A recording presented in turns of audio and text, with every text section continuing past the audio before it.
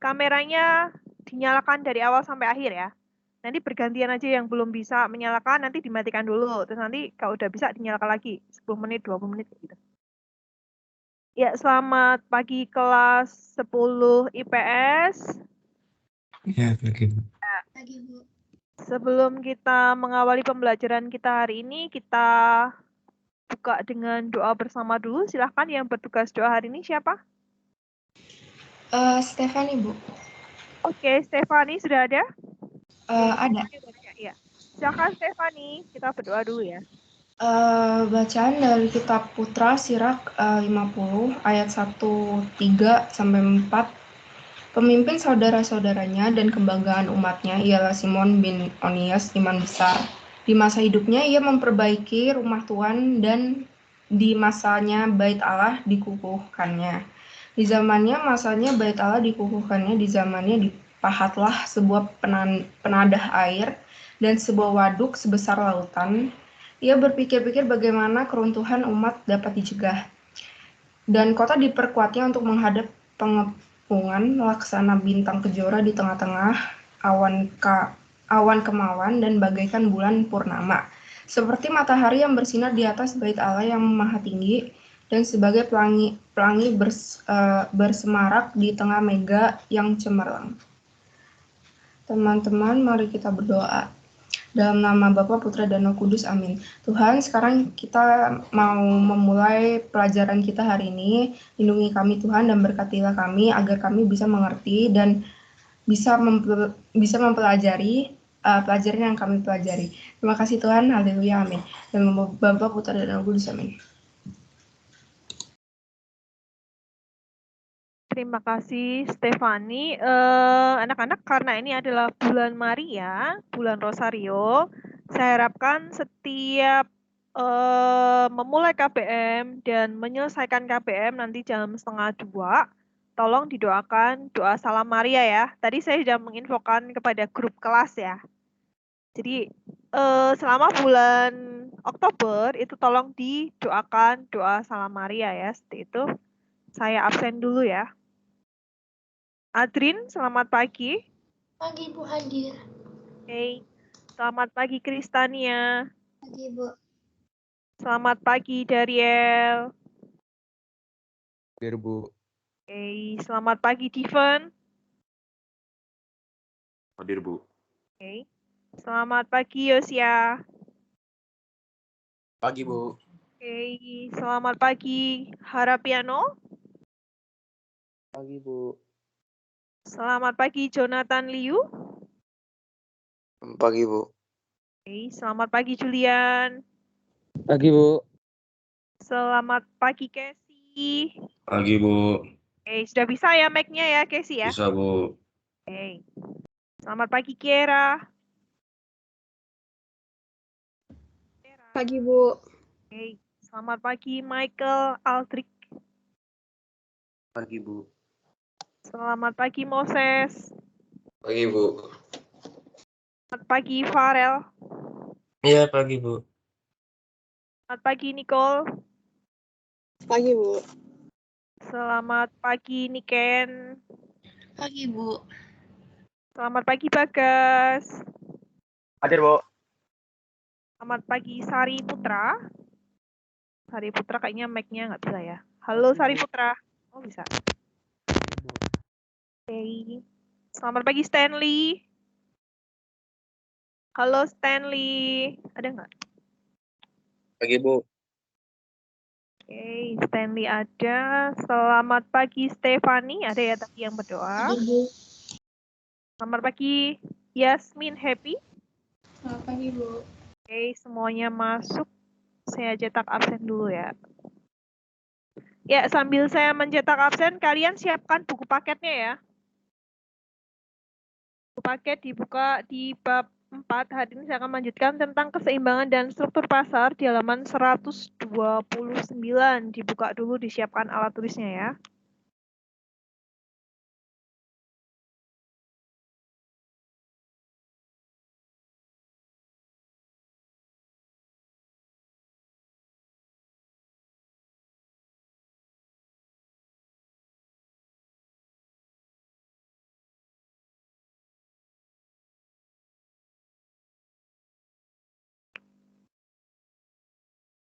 Ya, buku-bukunya dibuka, kamera dinyalakan dulu yang belum.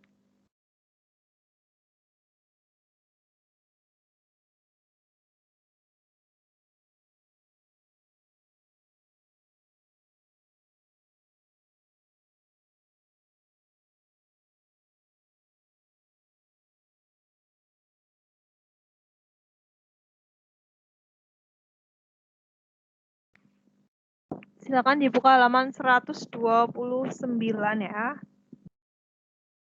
Hari ini kita akan belajar tentang ada hitungan juga di situ, ada rumus-rumus ya.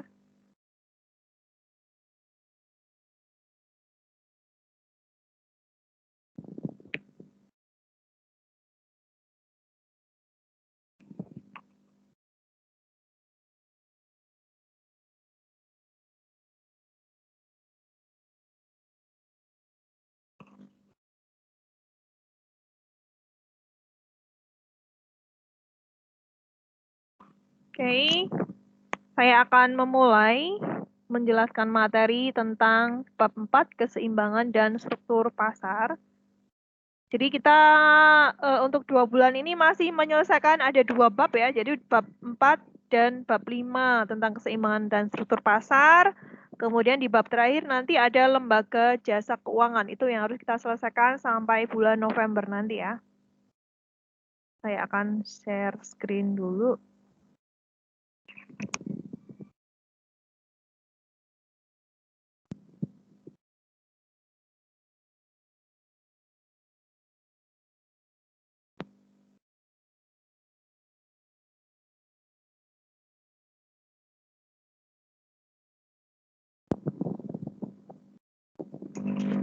Ya, apakah slide saya sudah terlihat ya anak-anak?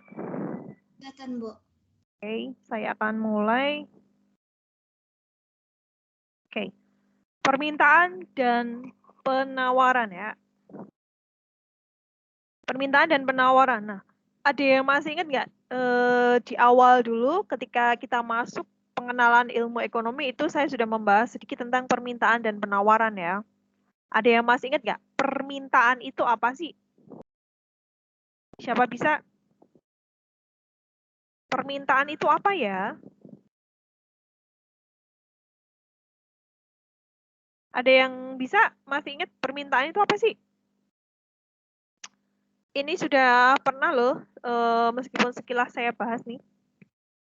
Sambil dibuka bukunya, boleh ya, halaman 129 tuh mulainya. Yuk, sebelum saya masuk lebih dalam, ada yang masih ingat nggak permintaan itu apa ya? Kita bertindak sebagai pembeli kalau kita membahas tentang permintaan. Permintaan itu apa sih gitu? Oke, saya masuk dulu. Kita permintaan dan penawaran ini di bab ini ada kompetensi dasar yang harus dicapai untuk menilai atau mengukur kemampuan kognitif ya. Yang KD 3.4. Bentar ya. 3.4 itu KD-nya adalah mendeskripsikan tentang terbentuknya keseimbangan pasar dan struktur pasar. Jadi keseimbangan pasar itu nanti itu kok bisa terbentuk tuh bagaimana ceritanya, prosesnya gitu ya.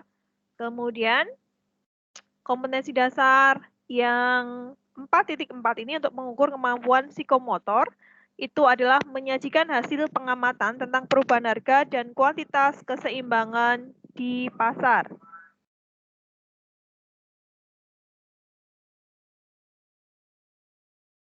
Bentar ya, ada itu. Kemudian indikator untuk mencapai kompetensi dasarnya adalah yang pertama, mendeskripsikan konsep permintaan dan penawaran, jadi yang akan kita pelajari ya kurang lebih. Kemudian yang kedua adalah mengidentifikasi faktor-faktor yang mempengaruhi permintaan dan penawaran. Jadi permintaan, kemudian penawaran itu ada faktor yang mempengaruhinya ya. Kemudian indikator yang ketiga adalah menjelaskan hukum permintaan dan hukum penawaran serta asumsi-asumsinya. Kemudian yang keempat adalah menghitung fungsi permintaan dan penawaran. Jadi ada rumus-rumusnya juga. Kemudian pencapaian indikator untuk mencapai dari kemampuan psikomotornya titik 4-nya tadi adalah menyajikan hasil perhitungan fungsi permintaan dan penawaran dalam kegiatan ekonomi. Kemudian peta konsep pembelajaran hari ini, nih ya, kita hari ini mempelajari yang saya warna kuning dulu ya. Ini adalah cukup pembelajaran yang akan disampaikan untuk hari ini. Jadi kita akan belajar tentang keseimbangan pasar, itu apa? Di sini ada permintaan dan penawaran. Itu yang dipelajari antara lain definisi atau pengertiannya. Kemudian faktor yang mempengaruhi permintaan dan penawaran itu apa? Kemudian ada hukum permintaan dan penawaran. Kemudian kita akan belajar tentang hitungan, fungsi permintaan, maupun mencari fungsi dari penawaran. Ya. Oke. Seperti yang saya tanyakan di awal tadi, permintaan atau demand. Ada yang bisa menjelaskan permintaan itu apa ya? Silahkan. Yuk. Adrin, Bu. Oke, Adrin, silahkan. Keinginan yang disertai oleh kemampuan untuk membeli barang dan jasa pada tingkat harga dan waktu tertentu. Oke, terima kasih Adrin. Permintaan menurut Adrin adalah keinginan yang dilakukan oleh konsumen atau pembeli untuk meminta atau membeli sejumlah barang dan jasa pada waktu dan harga tertentu ya, seperti itu. Ada lagi, satu lagi, saya memasukkan nilai dulu ya. Adrin. Ada satu lagi? Melengkapi atau bahkan sama atau berbeda? Silakan. Permintaan itu apa ya? Siapa bisa? Kristania? Kristania belum on ini kayaknya. Iya, Biasanya belum on. satu. Ya, siapa bisa? Cowok? Ada? Niken? Nyala tuh tadi mic-nya. Ya boleh Bu. Kurang lebih silakan, seperti Niken. permintaan atau demand itu jumlah keseluruhan barang dan jasa yang dibeli oleh konsumen pada berbagai tingkat harga sesuai dengan pasar. Oke.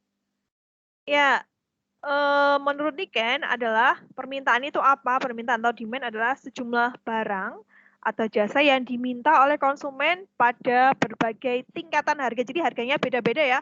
Ada mulai dari harga yang terendah sampai dengan harga yang tertinggi pada kondisi tertentu di suatu pasar. Seperti itu ya, boleh. Kalau boleh saya simpulkan dari kedua jawaban teman kamu tadi, sebenarnya masukkan untuk poinnya si Niken dulu ya.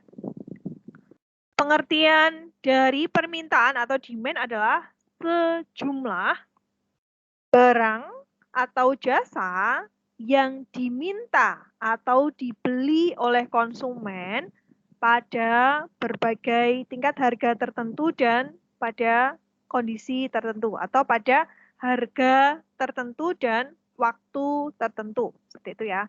Itu yang disebut sebagai permintaan ya. Kalau kita membahas tentang permintaan atau demand ini, kita itu bertindak sebagai seorang pembeli atau konsumen gitu ya. Jadi kalau ada misalkan ada penjual yang sedang menawarkan barang atau kita sedang pergi ke pasar misalkan, di situ ada proses tawar menawar ya pastinya kalau kita pergi ke pasar ya. Di situ pasti seorang penjual akan menawarkan produknya, Pak, jeruknya sekilo berapa gitu kan. Terus konsumennya pasti akan menawarkan, oh sekilonya 10.000 Mbak. Nah, kalau pada saat harganya murah, sekilo 10.000, jeruknya bagus, kualitasnya manis, rasanya kayak gitu ya. Pasti seorang konsumen itu akan melakukan pembelian dalam jumlah yang banyak kan. Begitu pula sebaliknya, kalau harganya barang itu adalah tinggi atau mahal, maka konsumen akan melakukan pembelian dalam jumlah yang sedikit. Sehingga tadi dijelaskan bahwa permintaan itu adalah meminta atau membeli sejumlah barang atau jasa. Jadi meminta produk ya. Produk itu kalau di ekonomi bisa berupa barang atau jasa ya. Di harga tertentu dan waktu tertentu. Karena waktunya bisa berubah ya. Besok, tapi harganya udah beda lagi kayak gitu kan.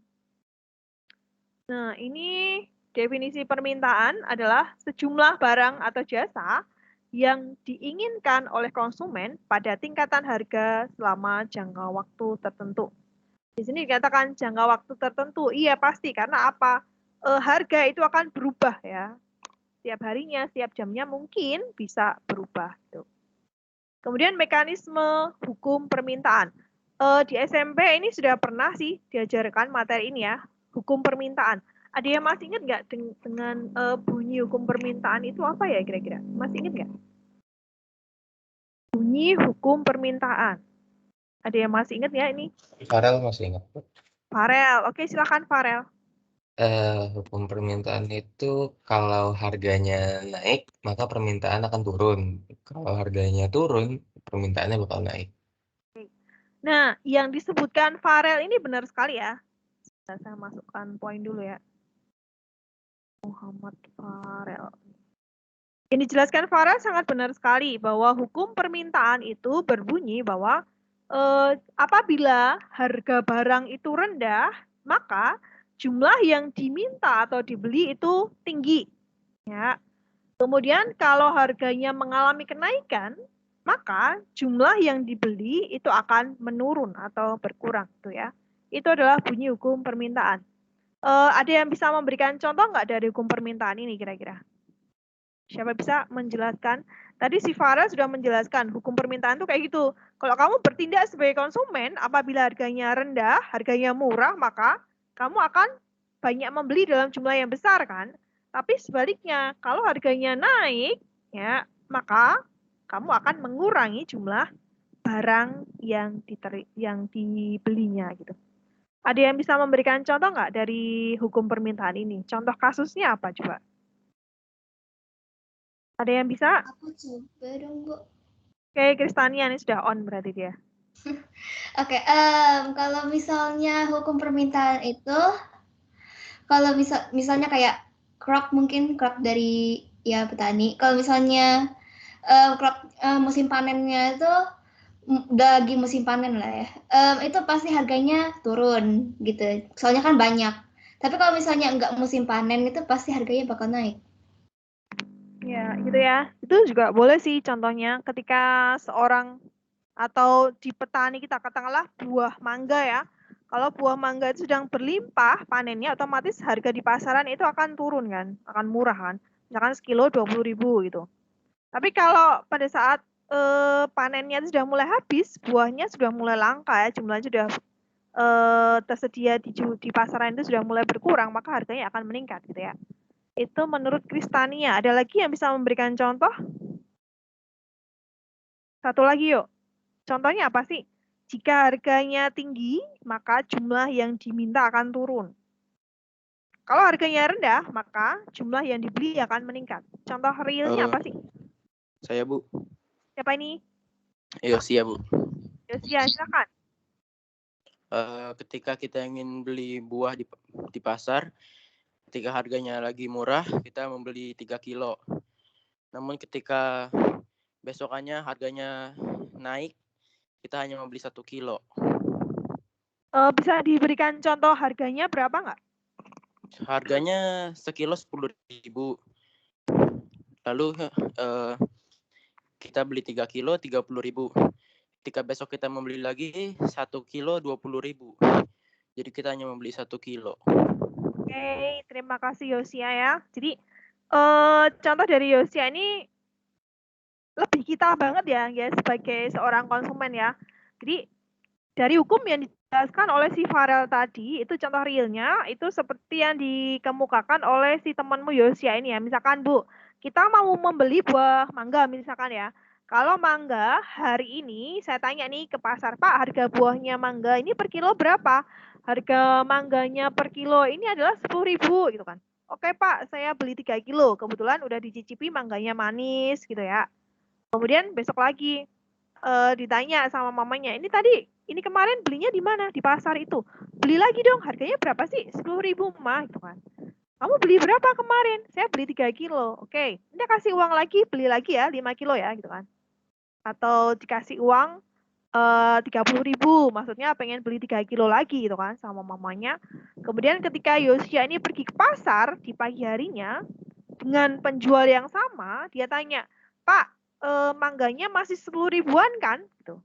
Si penjualnya bilang, oh enggak, ini sekarang udah naik deh harganya karena udah mulai langka nih buahnya, stoknya udah mulai habis yang ini gitu kan. Oke, sekilo berapa Pak? Harganya 20.000. Otomatis Yosi ya dengan uang 30.000 hanya bisa mendapatkan 1 kilo ya. Tuh ya. Begitu maksudnya ya, ketika harganya murah, kita bisa membelinya banyak jumlahnya. Tapi ketika harganya naik, maka konsumen otomatis akan mengurangi jumlah pembeliannya gitu ya. Saya mempunyai tabel permintaan apel nih ya, saya contohkan. Kondisi ada 1 sampai 7. Di sini ada harga paling murah sampai harga yang tertinggi nanti ya. Tolong diperhatikan ini ya. Ketika harganya 20.000 per kilo, maka jumlah apel yang diminta adalah 25 kg. Nah, ketika harganya itu berubah menjadi 25.000, maka yang diminta naik menjadi 20 kg ya. Turun. Harganya naik, yang diminta turun ya. Ya, jelas ya di sini. Kemudian harganya naik lagi menjadi 30.000, maka jumlah yang diminta atau dibeli oleh konsumen turun menjadi 16,5 kg. Begitu pula kondisi sampai yang ke-7. Harganya naik menjadi 100.000 per kilogram, maka yang dibeli hanya 5 kg gitu ya. Logikanya sangat masuk sekali ya kita sebagai seorang konsumen gitu ya. Nah, dari tabel itu kita bisa melihat ya di sini bahwa hukum permintaan di sini sudah berjalan ya. Ketika harganya mulai naik, maka jumlah yang diminta akan turun. Kalau kita membacanya dari kondisi yang pertama sampai ke-7. Tapi ketika saya balik, ketika harga itu mulai menurun, maka jumlah yang diminta akan semakin banyak ya. Kita membacanya berarti dari kondisi ke-7 sampai dengan 6, 5, 4, 3, 2, dan 1. Ya. Itu adalah gambaran atau ilustrasi dari hukum permintaan. Nah, kemudian, ini analisisnya harga turun ya, kondisi kedua. Kondisi kedua 25.000. Kita meminta 20 kilogram gitu ya. Analisis harga naik ini ya.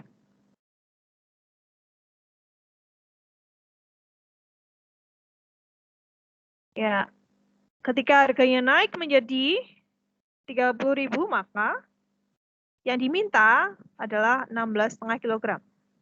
Ini berarti bacanya kebalik nih ya. Analisis harga turun, benar ya. Berarti kita membacanya dari angka 3 nih, kondisi ketiga, 30.000. Ketika harganya turun menjadi kondisi kedua, dengan harga 25.000, maka jumlah yang diminta akan mengalami kenaikan ya, dari 16,5 menjadi 20 kg. Di sini ada P0, P0 itu adalah harga awalnya, 30.000, kemudian ada garis naik, anak panah naik, menuju P1, harga setelah mengalami perubahan ya artinya, 25.000. Ketika harganya turun, maka jumlah yang diminta akan naik. Di sini ada QD 0, quantity of demand 0, jumlah permintaan awal, kemudian mengalami jumlah kenaikan atau QD 1 menjadi 20.000 gitu ya. Ya, sama kondisinya. Kesimpulannya adalah semakin rendah harga suatu barang, maka semakin banyak permintaannya terhadap barang tersebut. Kemudian semakin tinggi harga suatu barang, maka semakin sedikit permintaan terhadap barang tersebut. Ini adalah hukum permintaan, bunyi hukum permintaan yang tadi sudah disampaikan oleh si Farrell gitu ya. Nah, kemudian faktor yang menentukan dari hukum permintaan adalah faktor penentu hukum permintaan ini timbul karena adanya asumsi ceteris paribus. Ini diingat-ingat ya. Jadi anak ekonomi harus tahu maksud dari ceteris paribus ya. Ceteris paribus ini maksudnya bahwa faktor yang mempengaruhi permintaan atau pembelian suatu benda oleh konsumen itu banyak sekali faktornya ya. Ada faktor harga barang itu sendiri, ada faktor harga barang substitusi gitu ya. Tetapi di sini semua faktor-faktor tadi itu dianggap tetap, tapi yang berubah adalah harga barang dan jumlah yang diminta. Jadi yang berubah hanya harga barang itu sendiri dan jumlah yang diminta. Faktor lainnya dianggap tetap. Nah, kita harus tahu faktor yang menentukan permintaan itu apa saja, ya. Jadi tadi maksudnya ceteris paribus itu adalah harga barang itu sendiri ya yang berubah. Kemudian harga barang lain, pendapatan rumah tangga, corak distribusi pendapatan, jumlah penduduk, selera masyarakat, ekspektasi masa depan itu dianggap tetap. Yang berubah hanya harga barang itu sendiri. Nah, faktor yang menentukan permintaan ini ada beberapa macam nih ya, dari awal sampai hari ini. Harga barang itu sendiri, maksudnya apabila harga barang itu sendiri mengalami kenaikan, maka jumlah yang diminta akan mengalami penurunan. Begitu pula sebaliknya, jika harga barang itu mengalami penurunan atau murah, maka jumlah yang dibeli akan meningkat. Gitu ya. Kemudian faktor yang kedua adalah harga barang lain. Misalkan, pada saat ini mangga sudah mulai berkurang jumlahnya di pasaran, sehingga harganya akan mahal gitu kan. Maka seorang konsumen pasti akan mempertimbangkan adanya barang substitusi kan. Sama-sama vitamin C, mengandung vitamin C, buah mangga ya. Kemudian kita memerlukan pada saat pandemi ini kita harus banyak makan vitamin dan buah gitu kan.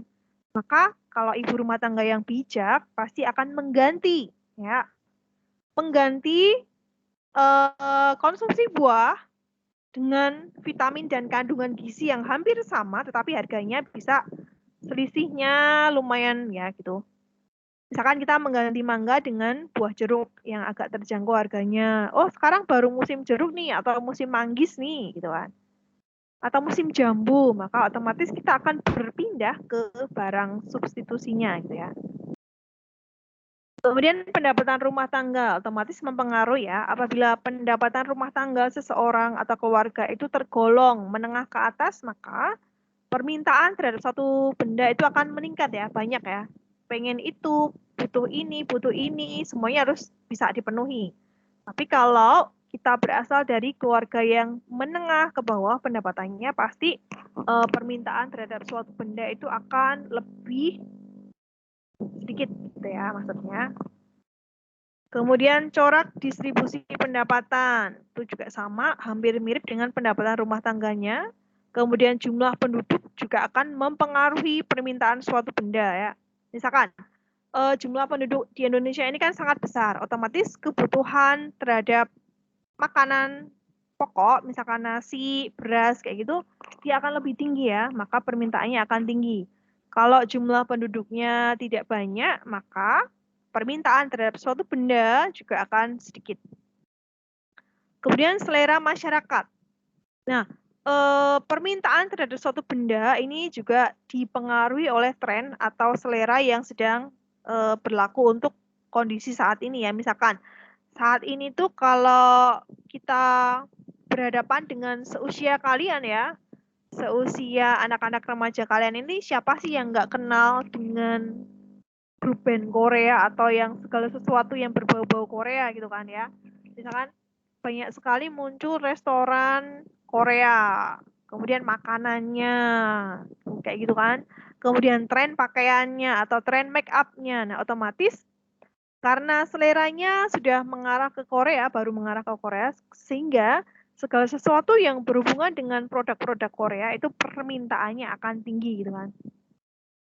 Kemudian ekspektasi untuk masa depan. Bagaimana nih?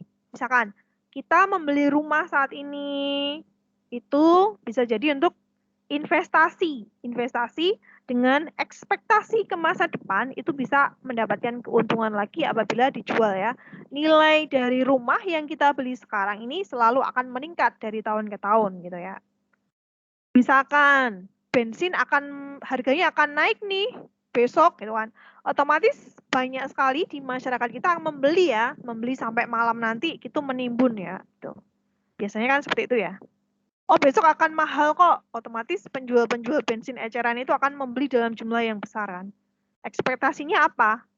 Besok dijual dengan harga yang sudah berbeda sehingga mereka akan mendapatkan keuntungan yang lebih banyak lagi. Nah, kira-kira itu sampai di sini ada yang mau ditanyakan dulu nggak? Jadi kita sudah membahas tentang pengertian permintaan, kemudian hukum permintaan, dan faktor yang mempengaruhi permintaan. Sampai sini ada yang mau ditanyakan? Atau bisa dilanjutkan kelas 10 IPS? Bisa dilanjutin, Bu. Bisa dilanjutkan. Kameranya sudah mulai berkurang ya? Yang bisa dinyalakan, tolong dinyalakan kameranya. Ya, biar sekalian kita kenal ya sebelum tatap muka. Kalau ada tatap muka mungkin Januari nanti itu sudah mulai apal saya. Karena kemarin ketemu dengan kelas 11 yang ikut ANBK itu kan cuman ketemu di layar kayak gini ya. Ketika ketemu langsung saya terus terang aja nggak apal tuh anak-anaknya. Kemudian pakai masker juga kan. Gitu ya. Kamera yang bisa nyala tolong dinyalakan ya. Bergantian aja nggak apa-apa. Nah kemudian setelah tahu tentang permintaan tadi ya dalam tabel, kita akan belajar tentang kurva atau grafik permintaan ya. Saya punya gambar nih, punya data. Tolong diperhatikan benar-benar ya ini ya. Kondisi 1 sampai 7. Di sini harganya dari yang termurah ya sampai yang termahal. Kemudian permintaan dari yang paling banyak menuju permintaan yang paling sedikit karena harganya bergerak mahal ya gitu. Sehingga permintaannya mulai berkurang. Nah, caranya membuat itu adalah kita harus membuat garis vertikal dan garis horizontal nih ya. Kita mulai belajar lagi tentang grafik. Nah, garis dari atas ke bawah ini adalah garis P atau price atau harga ya. Oke, di sini disimbolkan dengan huruf P. Jadi nanti kalau kalian diminta untuk membuat kurva permintaan atau penawaran, tolong dibuat selengkap mungkin keterangannya. Jadi ada garis nih dari atas ke bawah ini dikasih huruf P. Ini adalah simbol dari harga. Kemudian di sini ada titik 0. Kemudian kita akan membuat dengan menggunakan skala ya, boleh skala 1, 2, 5, dan seterusnya, tergantung soalnya nanti ya. Di sini ada harga yang paling murah, 20.000, kemudian bergerak naik, itu akan mengalami kenaikan harga. Jelas ya? Garis atas bawah adalah garis harganya, oke? Kemudian garis kiri ke kanan, horizontal, itu menunjukkan garis jumlah yang diminta atau quantity demand. Ya. Dibuatnya sama dengan menggunakan skala bisa, tergantung soalnya, skala 1, 2, 3, dan 5, dan seterusnya, atau 10 ya. 5, 6,25, 12,5, 16,5, 20, dan 25. Nah, kemudian kalau sudah garisnya terbentuk vertikal horizontal dengan sudah ada angkanya, kita akan memasangkan, lalu nanti titik-titik ya, gitu. Yang pertama, 20.000 pasangannya 25 ya. 20.000 pasangannya 25. Nah, dikasih titik-titik, kemudian dikasih titik agak gede di pojokannya, di atasnya 25 itu ya. Oke. Kemudian 25.000 dipasangkan dengan 20. Ini adalah kondisi 2. Kondisi 1, kondisi 2. Benar-benar dikasih angka ya. 1, 2, 3, 4, 5, dan 7 gitu ya. Kalau huruf ya dikasih A, B, C, D, E gitu. Sampai dengan 100.000 dipasangkan dengan angka 5. Nah, kalau sudah titik-titik yang tebal warna biru di sini, itu akan kamu sambungkan menjadi garis merah ini ya. Oke. Menjadi garis merah. Kemudian dikasih simbol D atau garis demand. Garis permintaannya ya yang warna merah ini ya. Tuh. Bisa ya? Oke, dari gambar ini siapa bisa menjelaskan kurva atau grafik permintaan ini bergerak dari mana ke mana ya? Ada yang tahu nggak? Kurva permintaan itu pergerakannya dari mana ke mana? Kiri atas ke kanan bawah. Dari kiri atas ke kanan bawah. Siapa ini tadi? Adrin. Oke, Adrin. Betul ya. Saya ganti nilainya menjadi 2. Oke, kurva atau garis permintaan. Grafik permintaan ini bergerak dari kiri atas. Ya, yang dekat P itu namanya kiri. Kiri atas menuju ke kanan bawah. Betul ya? Terima kasih si Adrin. Nah, cara membuat grafik adakah yang mau ditanyakan? Kelas 10 IPS ada yang mau menanyakan tentang grafik nggak? Bisa ya?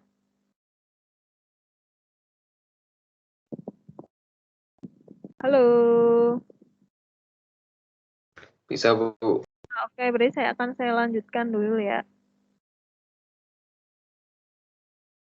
Tidak ada masalah ya, tinggal melihat tabelnya, kemudian dipasangkan, membuat garis-garis, lalu diberikan kondisinya 1 sampai 7 atau A, B, C, D, E. Kemudian garis merah ini nanti dikasih simbol huruf D gitu ya. Benar-benar diperhatikan detailnya pada saat menggambar kurvanya. Saya minta tolong bantuan untuk membaca slide saya si Michael Aldrich. Coba dibaca Michael. Fungsi permintaan, yaitu suatu fungsi memenuhi hukum permintaan yang berbunyi makin tinggi harga suatu barang, maka makin sedikit jumlah barang yang diminta dan sebaliknya. Fungsi tersebut menunjukkan bahwa setiap perubahan harga akan menentukan jumlah barang yang diminta. Secara matematika adalah Q sama dengan F dalam kurung P tutup kurung. Oke, terima kasih. Fungsi permintaan. Suatu fungsi yang memenuhi hukum permintaan yang berbunyi semakin tinggi harga suatu barang, maka semakin sedikit jumlah barang yang diminta. Dan sebaliknya, apabila harganya semakin rendah, maka jumlah yang diminta akan semakin tinggi. Nah, dari hukum permintaan ini bisa dibuat suatu rumusan matematis ya. Fungsi tersebut menunjukkan bahwa setiap perubahan harga yang akan menentukan perubahan jumlah barang yang diminta. Maka secara matematis Q sama dengan fungsi dari P ya. Jadi harga yang akan berubah maka jumlahnya juga akan berubah. Nah, ini tolong ditulis bisa atau difoto bisa. Kalau enggak itu ada di bukumu di halaman berapa nih? 137, bisa kamu tambahkan tulis-tulis di situ ya, coret-coret di situ bisa, atau di foto, karena nanti akan ada contoh soal di belakang ya. Oke, silakan ditulis. Fungsi permintaan ini dapat dicari dengan persamaan linear sederhana dengan menggunakan 2 metode titik sebagai berikut. P min P1 per P2 min P1 ya. P di sini adalah harga barang. Jadi nanti kalau kamu mengerjakan P itu tetap ditulis dengan simbol P ya, gitu. Kemudian P1 adalah harga awalnya. Ya. Saya ulangi ya, P adalah harga barang. P1 adalah harga awal. Kemudian dibagi dengan P2.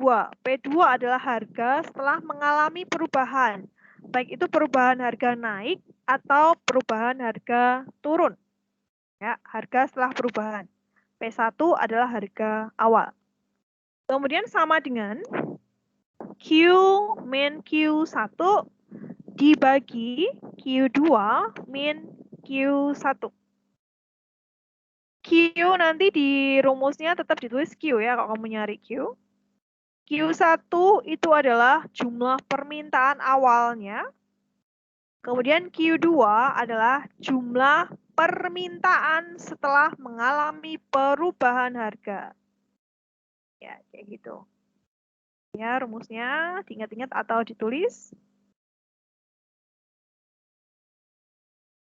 Bentuk kurva permintaan. Nah, di sini kita melihat QD sama dengan A min B kali PD. PD adalah harga dari permintaan gitu ya. QD, jumlah yang diminta atau quantity demand ya. Di sini ada simbol negatif ya. Di sini ada artinya bahwa hubungan antara harga dan jumlah yang diminta itu berbanding terbalik. Kenapa berbanding terbalik? Tadi sudah dijelaskan. Karena jika harganya naik, maka yang diminta akan turun. Begitu juga sebaliknya. Jika harganya itu tinggi, maka yang diminta juga akan rendah atau sedikit ya. Dari rumus ini, kita akan mencoba soal ya. Kalian coba mengerjakan yang ini. Yang A saja ya, yang A saja. Contoh soalnya adalah fungsi permintaan suatu baju dinyatakan sebagai berikut. Apabila baju dijual dengan harga 10, maka yang diminta adalah 6 potong. Tuh ya. Jadi harga awalnya dan jumlah yang diminta awal ada 10 dan 6. Kemudian apabila setelah mengalami perubahan harga menjadi 8, harganya turun, maka yang diminta akan naik menjadi 9. Dari soal ini, saya hanya minta kamu menyelesaikan yang A dan B. Tentukan fungsi permintaan QD-nya berapa, kemudian digambar grafiknya ya. Grafiknya seperti ini. Oke. Fungsi QD yang diminta ya. Jadi dari rumus ini kita akan mencari QD sama dengan berarti kita akan mengerjakan dengan cara perkalian silang ya. Karena QD sama dengan yang diminta, maka kita harus memasukkan angkanya dulu ke rumus ini. Kemudian kita akan mengalihkan pertama kali adalah kita menuju ke arah Q ya. Berarti P2 kali Q. Tuh. Kemudian P1 kali Q, kemudian P2 kali Q1. Tuh ya, dikalikan sana ya. Dikalikan ke Q dulu. Baru setelah itu dikalikan ke P-nya. Setelah P2 min P1 itu angkanya ketemu, kita kalikan dengan Q min Q1 ya. Kemudian sama dengan baru Q2 min Q1 itu ketemu angka, kita akan mengalihkan dengan P min P1 gitu ya. Silakan dikerjakan, saya memberikan waktu 3 menit ya. Jadi 8 lebih 51. Saya pikir saya sudah bisa menemukan yang bisa mengerjakan ini ya. Silakan dikerjakan dulu. Kalau mau ada pertanyaan silakan. Sambil mengerjakan ya nanti saya bisa memanggil secara acak atau yang sudah menyelesaikan siapa boleh. Langsung. Bu. Ya. Bedanya harga barang sama harga barang pertama itu apa, Bu? Oke. Kalau harga awal itu P aja. Tetap ditulis dengan simbol P. Kalau P1 itu harga awalnya berapa di sini? Gitu ya. Mudeng ya? Ya. Jadi P itu yang tetap harus P. dicari. Tetap P, iya. Oke. Q juga tetap ditulis Q.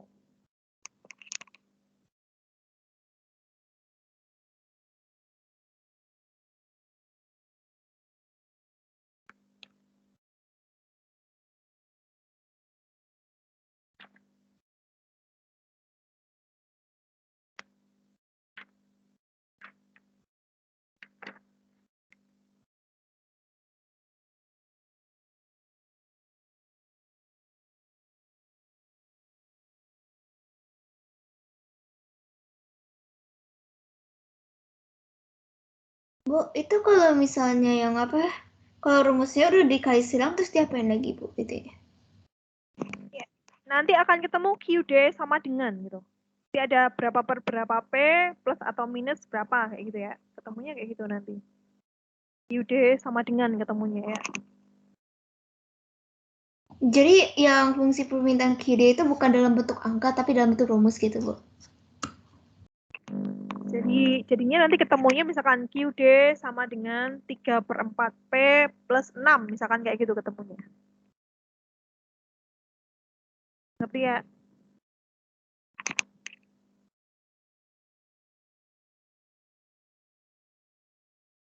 Aku udah dapat QD-nya tapi nggak ngerti cara bikin itunya kurvanya. Ya, sebentar ya, Adrin.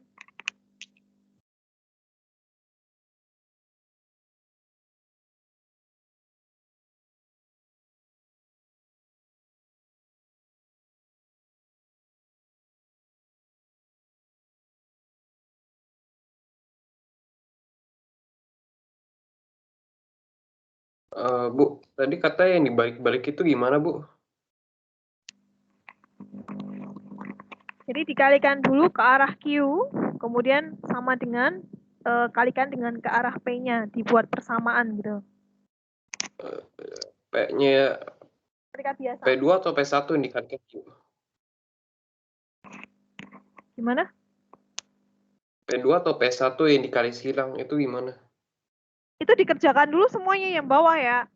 Yang bawah kan ada dikurangi-kurangi itu dikerjakan jadi angka yang simpel lalu dikalikan dengan atasnya secara perkalian silang gitu loh.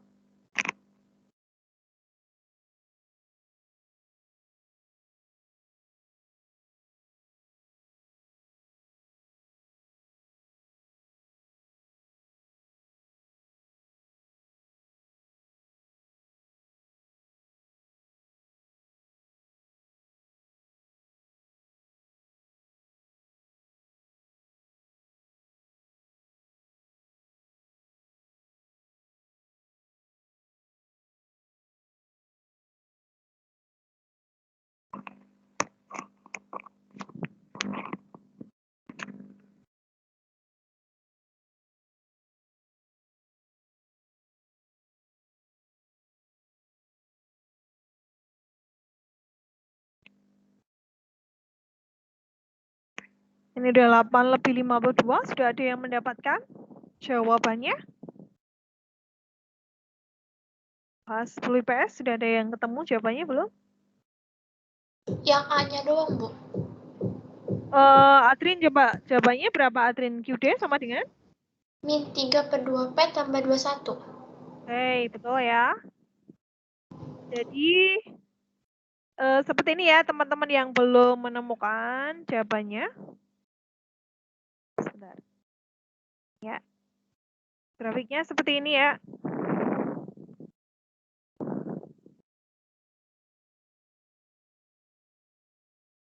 Kita ambil aja angka permisalan, di sini ada 14 ya angkanya. Kemudian di sini jumlahnya adalah 21. QD-nya yang terbentuk adalah tadi jawabannya yang ditemukan tadi ya.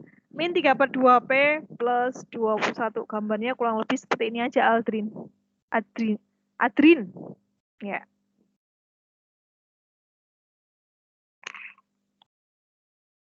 Bu, aku masih nggak ngeh caranya dapat A-nya gimana.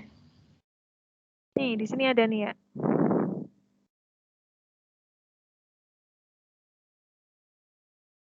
Kita memasukkan angkanya kan. P min 10 dibagi min 2. Kemudian Q min 6 per 3. Sampai sini udah tahu ya, Kristania dan teman-teman yang lain? Ini dulu nih. Kita memasukkan rumus, kemudian kita memasukkan angka kan, yang kedua, yang baris ketiga, itu kita mulai mengerjakan yang bawah ya, gitu ya. 8 min 10 kan min 2. 9 min 6 sama dengan 3 kan. Nah, kalau udah ketemu gini, kita kalikan silang. Min 2 kali QD sama dengan berapa? Min 2 QD kan? Ya kan? Saya enter bisa nggak ini ya? Ya kan? Kemudian kita kerjakan silang. Jadi min 2 kali QD berarti min 2 QD. Kemudian min 2 kali min 6 kan plus 12. Ya, berarti jawabannya adalah min 2 QD plus 12 sama dengan kita kalikan silang yang 3 kali PD min 10. 3 kali P berarti 3P. Ya kan? 3 kali min 10 sama dengan min 30 gitu ya. Kemudian kita cari Q sama dengan berarti pindah ruas bisa atau Tadi kalau saya mengerjakan itu, saya pertama kali itu pasti akan mengerjakan ke QD sama dengan ya. 2QD sama dengan 3P plus 42. Sampai sini ngerti kan ya? Jadi 2Q-nya ini dipindah ruas ke sebelah kiri. Kemudian 3PD min 30 dipindah ke ruas yang kanan gitu ya. Sehingga ketemulah QD sama dengan QD sama dengan berarti angka 2 di depan Q digunakan untuk membagi semua angkanya ya. Berarti min 3/2P plus 21. Sampai sini sudah ngerti Kristania atau teman yang lainnya? Itu yang PD sama QD-nya kenapa nggak diisi angka gitu? Yang QD Q sama PD. dan P itu tidak bisa dijadikan satu kan Kristania. Ini di matematika linear ya. Nanti tanya ke Bu Eli ya. Itu beda fungsi kan. Q dan P itu berbeda sehingga dia tidak boleh dijadikan satu. Nggak bisa kan. Kecuali P setengah P ditambah setengah P lagi, maka akan ketemu 1P gitu kan, atau P. Tapi kalau Q sama P itu tidak bisa dijadikan satu sehingga dia tetap seperti ini jawabannya gitu ya. Nah, nanti akan bisa dihitung ketika P-nya ini diisi angka. Misalkan diketahui apabila harganya 8, nah baru bisa tahu kan QD sama dengan berarti min 3/2 kali 10 misalkan plus 21 bisa dikerjakan. QD sama dengan berapa gitu kan. Atau Q-nya ini diganti dengan angka baru bisa nanti tahu. Kalau kita mencari fungsi, jawabannya hanya seperti ini. QD sama dengan atau PD sama dengan. Begitu ya, Kristania. Bu, saya mau nanya, Bu. Terus dari ini terus dibentuk jadi kurva gimana, Bu? Ini kan kurvanya.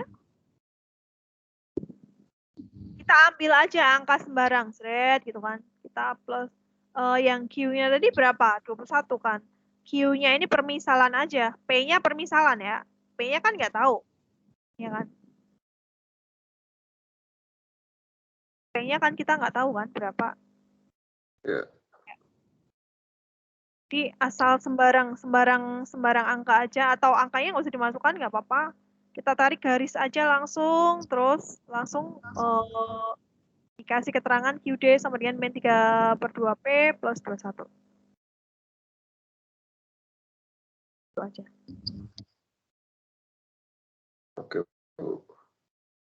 Sampai di sini kelas 11 IPS bisa dilanjutkan nggak? Ada yang belum paham cara mendapatkannya angka QD sama dengan? Jadi saya ulangi ya, lihat slide-nya baik-baik. Harga tadi, ilustrasi harga tadi saya masukkan ke dalam tabel itu jadinya seperti ini ya nak ya. P1-nya adalah 10.000. Ya. P2-nya adalah 8.000. Kemudian Q1 adalah 60 atau 6 ya, 6 ya. Kemudian P2-nya adalah 9 gitu ya. Saya nggak bisa ngedit ini. Ya.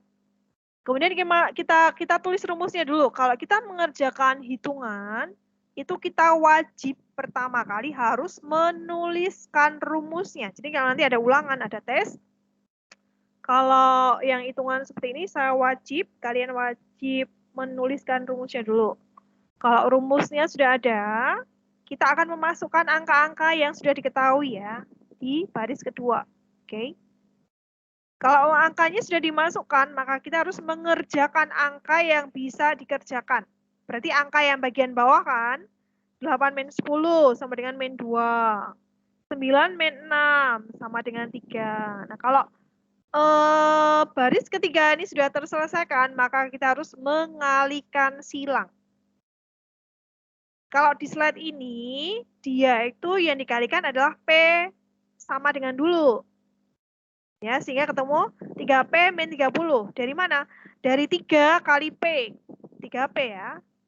3 kali min 10 sama dengan min 30. Itu. Tapi kalau saya mengerjakan biasanya, saya akan mengerjakan dulu yang QD sama dengan. Berarti jawabannya ini dulu. min 2QD plus 12 dulu, harusnya di sebelah kiri. Kemudian 3PD min 30 ada di sebelah kanan, kalau saya seperti itu. Ini sama aja sih, jawabannya sama pasti. Tinggal memindahkan ruas kan, kalau sisi matematika, ilmu matematika seperti itu ya.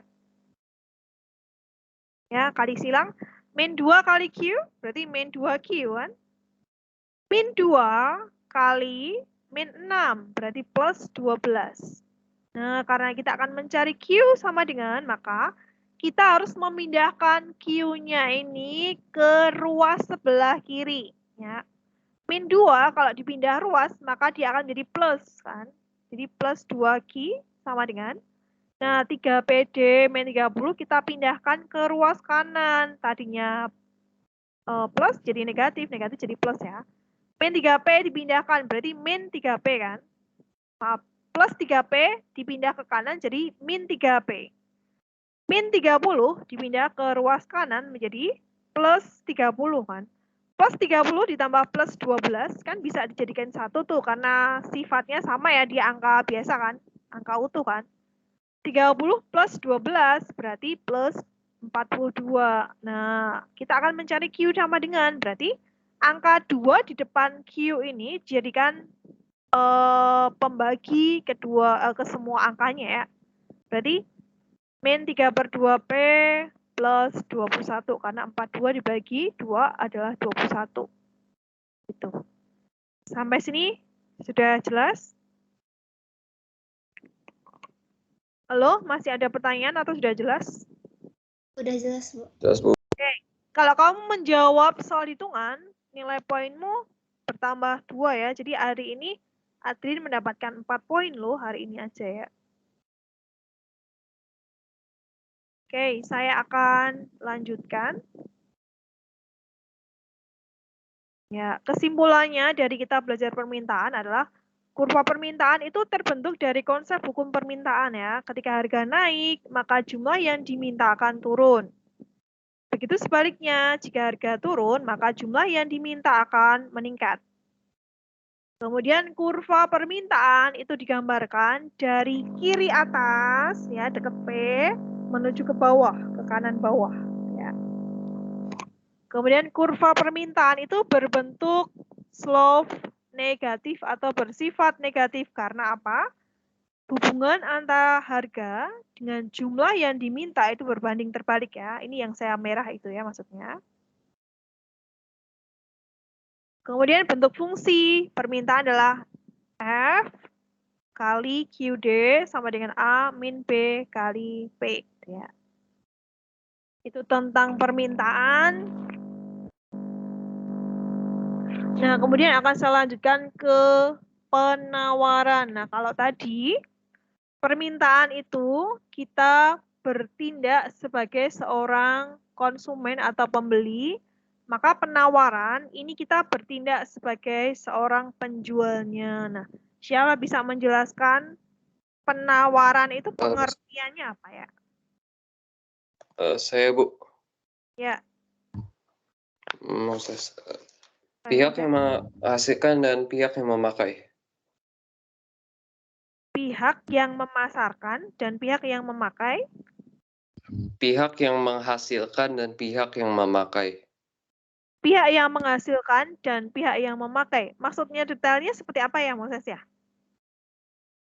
Moses. Cara rincinya bagaimana contohnya? Produsen itu umumnya menghasilkan barang dan jasa untuk dijual atau untuk memenuhi permintaan pihak lain. Jadi di sini yang lebih disoroti adalah si produsennya, produsen apa gitu ya. Siapakah produsen itu gitu kan? Oke, Moses. Teman-temannya ada yang punya pendapat lain lagi nggak? Penawaran atau supply itu apa sih? Penawaran atau penjualan itu apa berarti? Boleh dibilang penjualan ya dia ya, penawaran. Ada yang tahu penawaran itu apa ya? Kalau tadi permintaan adalah sejumlah barang atau jasa yang diminta atau dibeli oleh konsumen pada tingkat harga dan waktu tertentu. Itu adalah pengertian dari permintaan. Nah, kalau penawaran apa berarti? Saya Bu, ini yang dimasuk penawaran kan Bu? Ya, siapa ini? Niken. Oke, Niken silakan. Kalau yang dimaksud penawaran itu jumlah keseluruhan barang atau jasa yang tersedia di pasar untuk ditawarkan pada tingkat harga ada waktu tertentu. Oke, Niken. Berarti kalau penawaran itu sejumlah barang dan jasa yang ditawarkan pada harga dan waktu tertentu ya. Betul sekali Niken ya. Saya ulangi lagi. Di sini ada definisi penawaran ya. Penawaran adalah jumlah barang, ini artinya sejumlah ya, sejumlah barang dan jasa yang ditawarkan oleh produsen atau sedang dijual oleh penjualnya pada tingkatan harga dalam jangka waktu tertentu ya. Jadi seperti yang pengertian permintaan tadi, kalau ini yang ditawarkan ya. Karena kita berfungsi sebagai seorang penjual ya, sekali lagi. Nah, di sini saya mempunyai tabel penawaran apel ya. Kondisi 1 sampai dengan 7. Harganya kita lihat dari harga yang termurah sampai harga yang termahal. Benar-benar dipahami ya di sini ya. 20.000, 25.000, 30 sampai dengan 100.000. Kemudian kita melihat kalau harganya 20.000, maka jumlah yang ditawarkan hanya 15. Ketika harganya mengalami kenaikan, maka yang ditawarkan juga akan mengalami kenaikan ya, 20 kg. Ketika harganya naik lagi, maka jumlah yang ditawarkan itu juga lebih banyak lagi. Kemudian kita masuk ke harga yang paling tinggi, 100.000, maka jumlah yang ditawarkan di sini juga semakin banyak ya, atau paling banyak 50.000. Kalau kamu ingat tadi, yang di permintaan, kalau harganya rendah, maka jumlah yang diminta akan semakin tinggi ya. Di sini jumlahnya berbalik ya, ngerti nggak? Kalau di penawaran ini harganya murah, maka jumlah yang ditawarkan juga semakin sedikit gitu ya. Jumlah semakin mahal, maka dia yang ditawarkan juga akan semakin banyak. Logikanya kayak gini nih. Kalau kita jualan buah, misalkan buah jeruk ya atau apel, sekilonya 20.000. Maka otomatis orang yang membeli itu banyak kan ya. Oh, murah ini, enak gitu ya. Saya beli banyak dong. Sehingga apa? Jumlah yang tersisa untuk dijual itu semakin sedikit, ngerti nggak? Karena apa? Laku di pasaran. Nah, ketika harganya akan semakin dinaikkan dan dinaikkan sampai harga yang paling tinggi, otomatis konsumen akan mengurangi jumlah yang dibeli. Sehingga akibatnya adalah jumlah yang tersisa di pedagang juga akan semakin banyak. Nggak laku, istilahnya kayak gitu ya. Cara mengingat konsepnya seperti itu sebetulnya.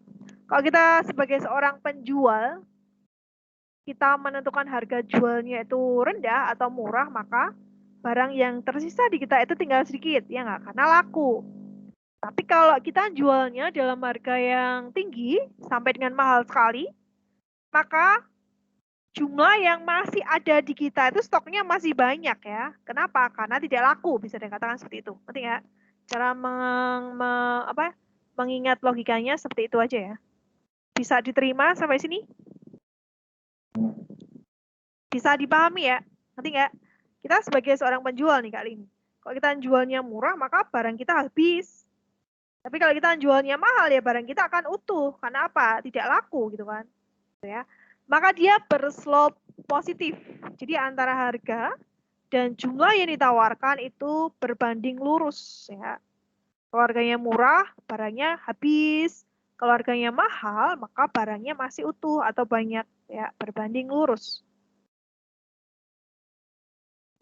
Ya. Analisis harga turun. Dari 30.000 P0 turun menjadi 20.000, maka jumlah yang diminta juga akan mengalami penurunan ya. Dari jumlahnya masih tersedia 25 menjadi 15 kg saja. Sama ya kondisi yang lainnya. Nah, ketika harga naik, P0-nya adalah 3. Di angka 30.000. Yang dijual itu 25 yang tersisa ya. Kemudian kalau kita jual, harganya kita naikkan menjadi 40.000, maka jumlah yang kita tawarkan sekarang atau siap dijual masih banyak, menjadi 30. Kesimpulannya adalah saat harga turun, maka jumlah yang ditawarkan mengalami penurunan juga.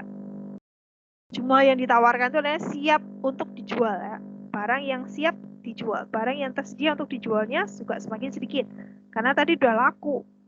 Tapi kalau harganya naik, maka jumlah yang ditawarkan juga akan mengalami peningkatan karena stoknya masih banyak. Itu adalah bunyi dari hukum penawaran. Ya.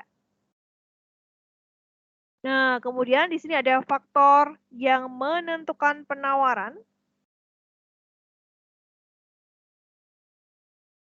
Faktor yang menentukan penawaran adalah harga barang itu sendiri. Semakin harga barang itu mahal, maka jumlah yang ditawarkan akan semakin banyak. Kalau harganya semakin murah atau rendah, maka jumlah yang ditawarkan akan juga sedikit. Kemudian harga barang lain juga akan mempengaruhi ya. Kemudian biaya produksi. Harga barang lain itu misalkan kayak gini. Kalau harga mangga, apel mahal, berarti kita akan berpindah ke buah yang lain kan, otomatis akan mempengaruhi jumlah yang tersedia pada kita. Kemudian biaya produksi. Semakin tinggi biaya produksi yang dikeluarkan untuk menghasilkan suatu barang, maka harga jualnya akan semakin tinggi. Otomatis jumlah yang ditawarkan juga akan semakin tinggi. Kemudian tujuan operasional perusahaan. Kita akan mencari atau menginginkan tingkatan laba berapa gitu ya. Itu akan mempengaruhi jumlah yang dijual kan, harga yang dijual dan jumlah yang dijual. Kemudian tingkat teknologi yang digunakan. Semakin canggih teknologi yang digunakan, maka semakin cepat barang itu akan diproduksi dengan waktu yang relatif cepat. Otomatis kita bisa menghasilkan barang yang lebih banyak ya, gitu ya, dengan biaya yang lebih rendah. Nah, kemudian di penawaran kita juga mengenal namanya ceteris paribus ya. Harga barang itu sendiri dianggap berubah. Yang mengalami perubahan itu adalah harga barang itu sendiri dan jumlah yang ditawarkan. Kemudian harga barang lain, biaya produksi, tujuan operasional, dan tingkat teknologi itu dianggap tetap.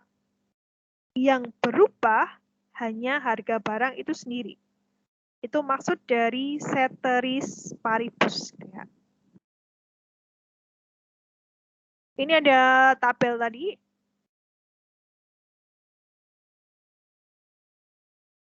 Nah, kita akan membuat kurva penawaran. Hampir sama ya. Garis vertikal dari atas ke bawah ini adalah garis harga atau price. Disimbolkan dengan huruf P. Kita akan membuat dari harga paling rendah, semakin ke atas, itu akan semakin mahal. Kemudian garis horizontal dari kiri ke kanan itu adalah QS atau quantity of supply. Kalau yang permintaan disimbolkan dengan huruf D ya, demand. Kalau yang penawaran adalah supply atau S, sehingga kita buatnya di sini adalah QS. Kemudian angkanya masuk dari sebelah kiri dulu, angka permintaan yang paling sedikit. Semakin ke kanan, angkanya akan semakin bertambah besar. Kemudian kita akan menjodohkan dari tabelnya ini 20.000 dengan 15 kg gitu ya. Kita kasih titik hitam di atasnya ini agak gede. Itu adalah kondisi 1, kondisi kedua, 3, 4, 5 dan seterusnya. Kemudian kita kasih huruf S. Maka di sini akan terjadilah atau terbentuklah namanya garis penawaran atau supply line ya. Line of supply. Nanti pada saat membuat ini tolong dibuat secara lengkap ya. Ada kondisinya 1, 2, 3, 4, 5, 6, 7. Atau kalau dibuat huruf, ya berarti A, B, C, D, dan seterusnya. Kemudian garis harga ada P. Kemudian garis jumlah barang yang diminta, ada barang yang ditawarkan ada QS. Ya, lengkap. Tarik garis merah, ada simbol S besar. Kemudian dari sini ada yang tahu nggak pergerakan kurva penawaran itu dari mana ke mana ya? Dari kiri bawah ke kanan atas. Oke, Kristania. Pergerakan kurva penawaran itu bergerak dari kiri bawah ke kanan atas. Jadi kebalikannya dari si permintaan. Sehingga nanti muncullah atau bisa terbentuk di sini adalah keseimbangan harga atau equilibrium ya. Kalau kita sambungkan antara harga permintaan dan penawaran, itu ada sini ya silang ya. Kayak gitu. Ya, dari kiri bawah ke kanan atas ya, Kristania. Nilainya 2 ya hari ini. Ya, gitu. Kemudian di sini ada bentuk fungsi penawaran. Tolong dibaca si Dariel, coba Dariel, saya pengen dengar suaranya Dariel hari ini. Tolong dibaca Dariel.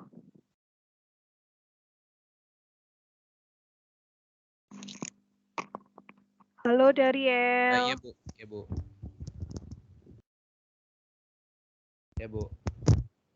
Fungsi penawaran itu fungsi yang memenuhi hukum penawaran yang berbunyi makin tinggi harga suatu barang, makin banyak jumlah barang yang ditawarkan, dan sebaliknya. Fungsi tersebut menunjukkan bahwa setiap perubahan harga akan menentukan perubahan jumlah barang yang ditawarkan. Secara matematika, Q sama dengan FP. Oke, terima kasih Dariel. Saya ulangi ya. Fungsi penawaran, yaitu fungsi yang memenuhi hukum penawaran. Hukum penawaran itu berbunyi, semakin tinggi harga suatu barang, maka semakin banyak jumlah barang yang akan ditawarkan. Jadi berbanding lurus ya. Kalau harganya naik, maka jumlah yang tersedia juga banyak. Kalau harganya rendah, maka jumlah yang ditawarkan juga akan semakin sedikit. Nah, fungsi tersebut menunjukkan bahwa setiap perubahan harga akan menentukan perubahan jumlah barang yang ditawarkan. Maka secara matematis, Q sama dengan fungsi dari harga.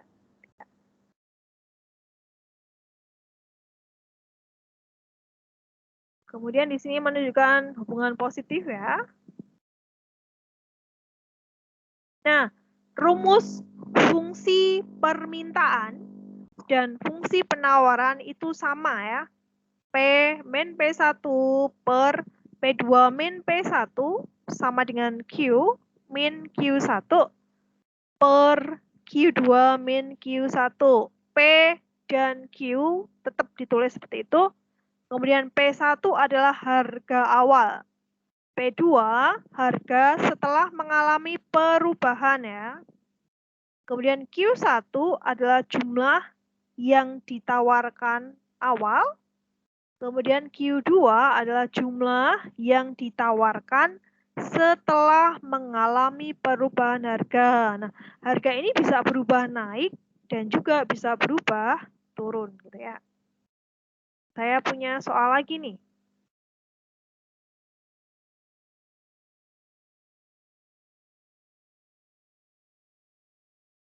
Ya, tolong dikerjakan ya ini. Saya kasih waktu sampai 24 ya, 9.24 ya dikerjakan.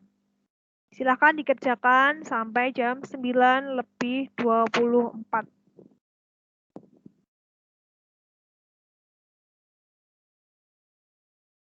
Dua aja ya, 22 sampai 24 ya. 9:22 atau 9:24. Silakan dikerjakan dulu.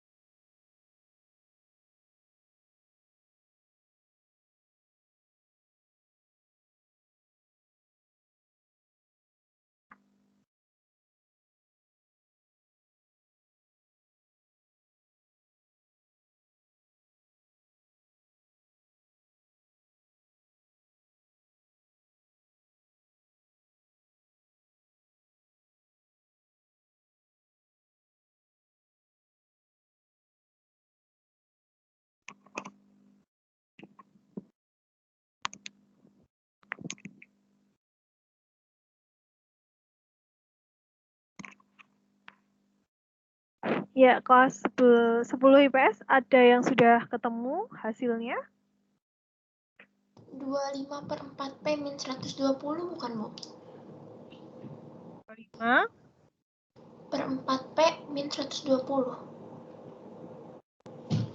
25 min 4P plus 120. Kurang tepat. Adrin. Ada lagi yang bisa menemukan hasilnya selain Adrin?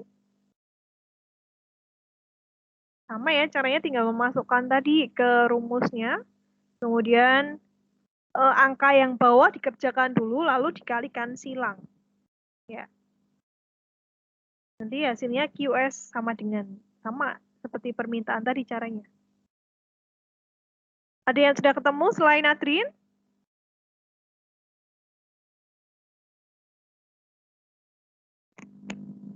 Ini kameranya tinggal 3 nih, saya, Farel, sama Kristania. Yang lain mana nih? Kameranya tolong dinyalakan dulu yang tidak bermasalah ya. Tinggal sebentar kok kita. Kurang beberapa menit lagi kan? 20 menit nggak ada nih, 15. Kameranya yang bisa dinyalakan dulu.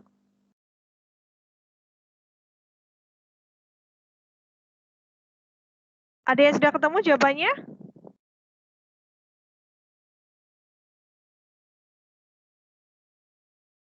Masih ngitung.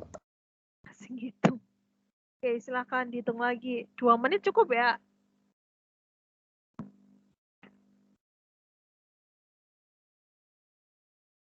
Bu, aku mau nanya dong, Bu. Itu yang harga itu yang 0 belakang itu jadi nggak diabain aja gitu, Bu? Angkanya tetap dihitung apa adanya si Kristania. Paling jadinya jutaan kan itu.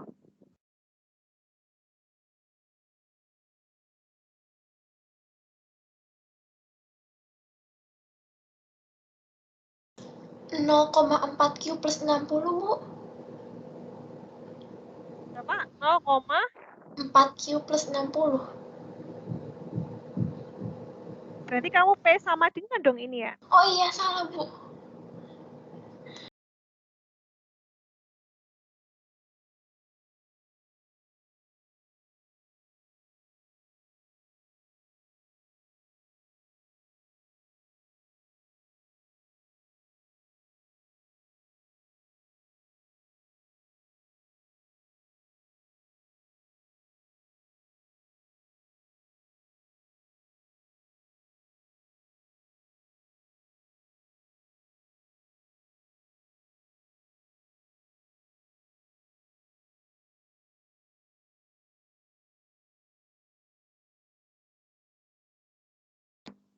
Kalau mau P sama dengan juga bisa, tapi hasilnya bukan itu.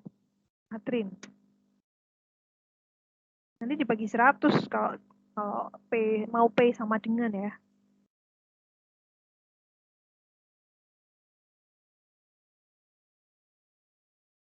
Yang lainnya sudahkah ketemu yang cowok-cowok atau cewek yang lain, teman yang lain? Saya udah, Bu. Siapa nih, Farel ya? Saya juga udah, Bu. Ya, Farel dulu yang pertama tadi ya. Silakan Farel. Yang A-nya saya nemunya sama dengan 3/2 plus 1/4 P. QS sama dengan? QS sama dengan 3/2 plus 1/4 P. 1/4 P, sorry. 1/4 P plus? 1/4 P plus 3/2 berarti. Bukan. Belum tepat ya. Belum tepat. Coba diulang lagi, dimasukkan lagi angkanya secara benar deh, coba. Dikalikan total angkanya 00 ini juga ada semua di situ, coba dihitung lagi. Di Moses coba. Kayak saya juga belum tepat, Bu. Bentar.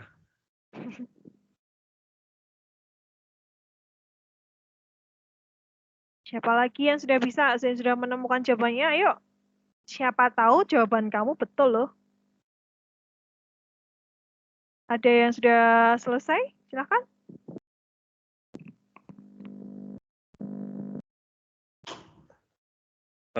Bu, oke Bu, jawaban saya itu min 1470 min 100 per 4.000. Belum. Coba Belum. angkanya dimasukkan, coba P-nya tetap P, min P1-nya kan 6.000. Dibagi 10.000 min 6.000 sama dengan Q min 300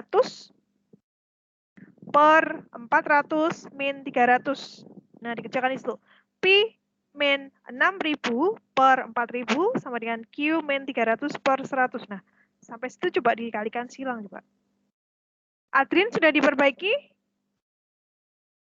Masih ngitung, Bu. Masih ngitung, Bu.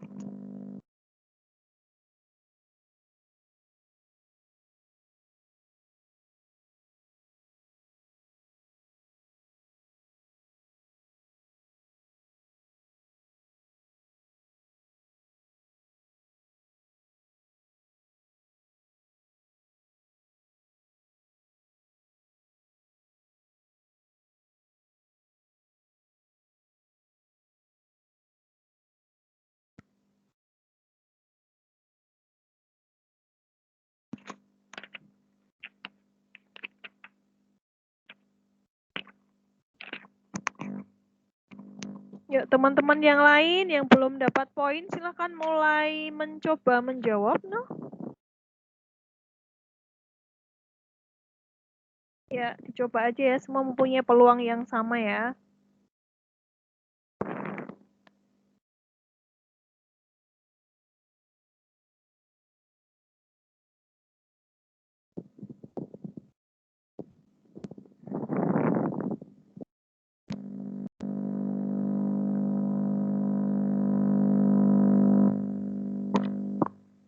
Ya,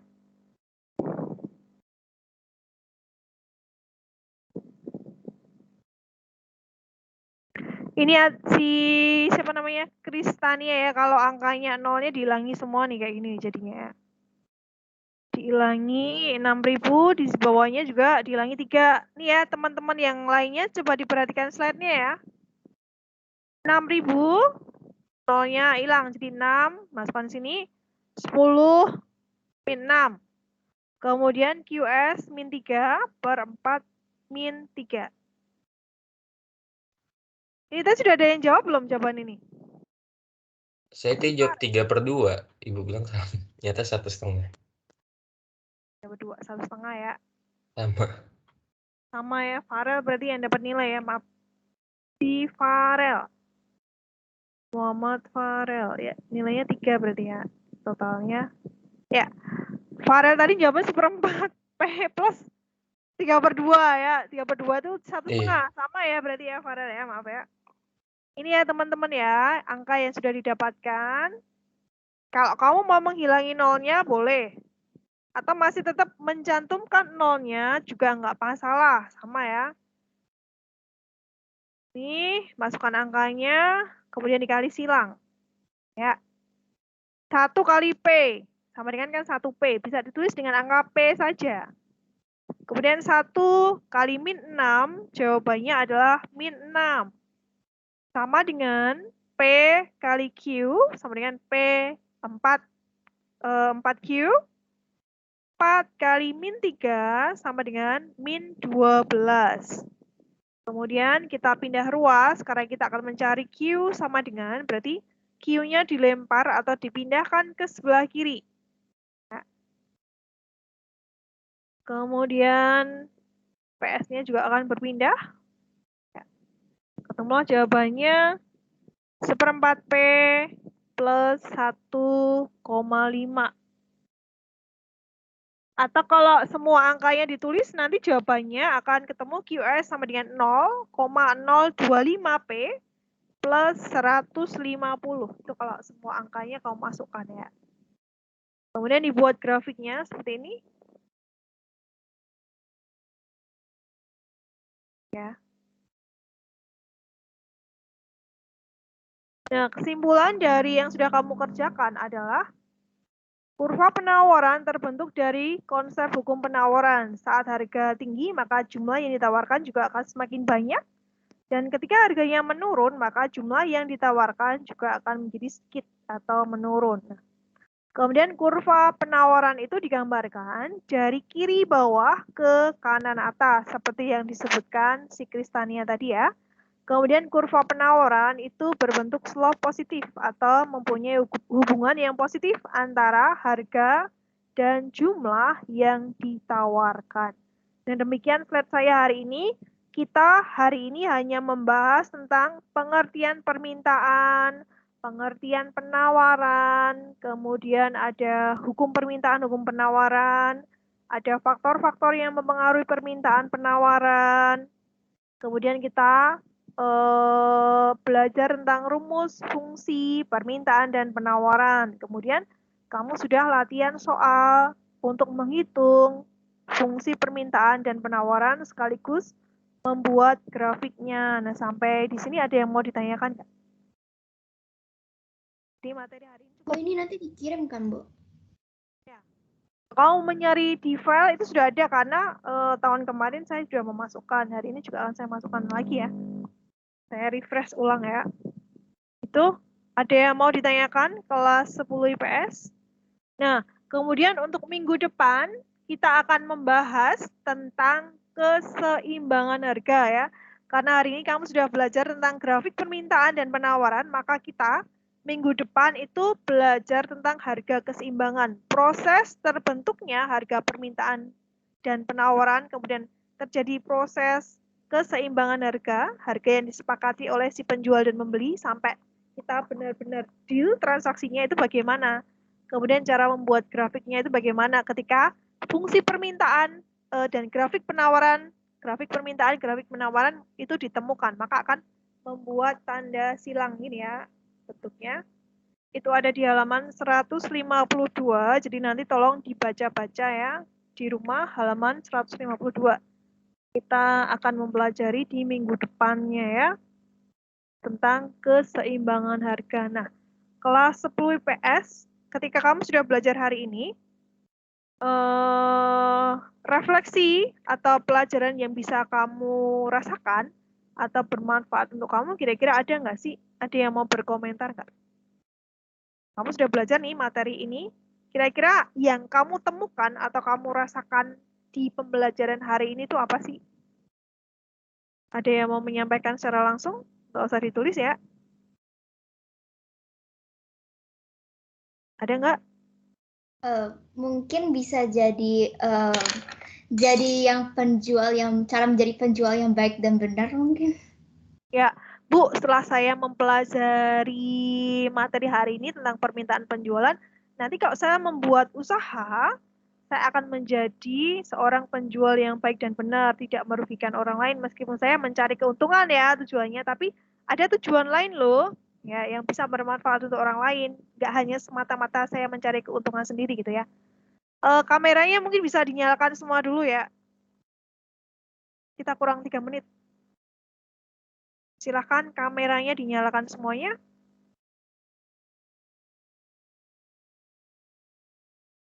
Baru 1, 2, 3, 4.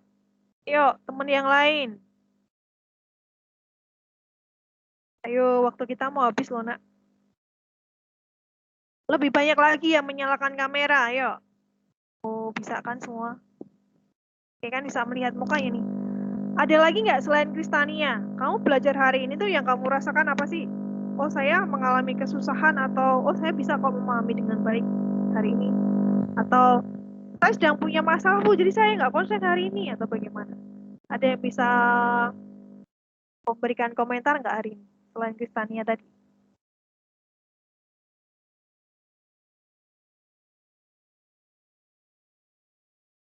Ini kira-kira bermanfaat nggak sih ilmunya untuk kehidupan kamu nih? Dalam kehidupan nyatanya ada manfaatnya nggak sih kamu belajar tentang ini nih? Ada nggak? Siapa mau berpendapat? Silahkan. Ada manfaat. Selain Kristania ada nggak dulu? Ada yang mau berpendapat lagi nggak? Manfaatnya untuk Era. kehidupan sehari-hari ya, untuk masa depan kita ya, siapa tahu kita mau berbisnis dan bekerja di dalam pasar. Ya, bekerja di dalam pasar bukan berarti kamu jadi pedagang sayur kayak gitu loh ya. Kita dalam konsepnya, ya bekerja di pasar seperti itu bisa. Kemudian kita sebagai pemiliknya, kemudian kita membicarakan tentang pasar yang lebih luas ya, ekspor impor mungkin ya. Oke, sampai situ. Saya punya alumni nih. Sekarang pada saat dia sekolah di kelas 3 SMA itu sudah mempunyai usaha loh. Dia sudah melakukan ekspor impor lampu tumbler loh.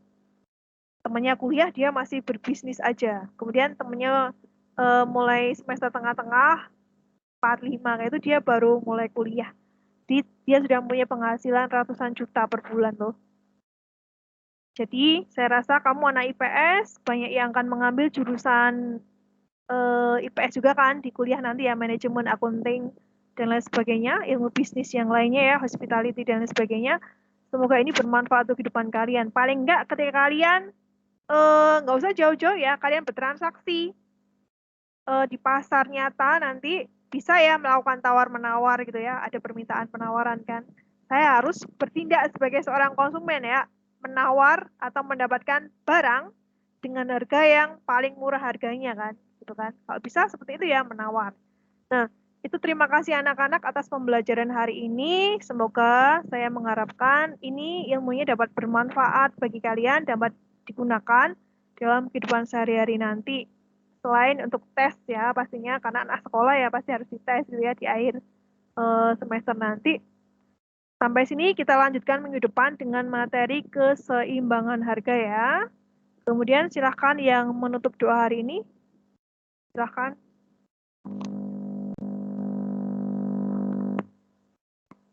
Stefani ya? Iya, Bu. Oke, baik teman-teman, mari kita berdoa. Terima kasih Tuhan. Sekarang kami mau melanjutkan pelajaran selanjutnya. Terima kasih sudah memberkati kami. Tadi kami mengerti apa yang Bu Nur katakan. Terima kasih Tuhan, haleluya, dan Mama, Bapa, Putra, dan Roh Kudus. Amin. Terima kasih Stefani. Selamat pagi anak-anak, selamat beristirahat ya. Terima kasih, kita jumpa minggu depan lagi. Sampai jumpa. Ya, terima kasih Bu. Terima kasih. Terima kasih Bu. Ya. Terima kasih Bu. Oke, sama-sama.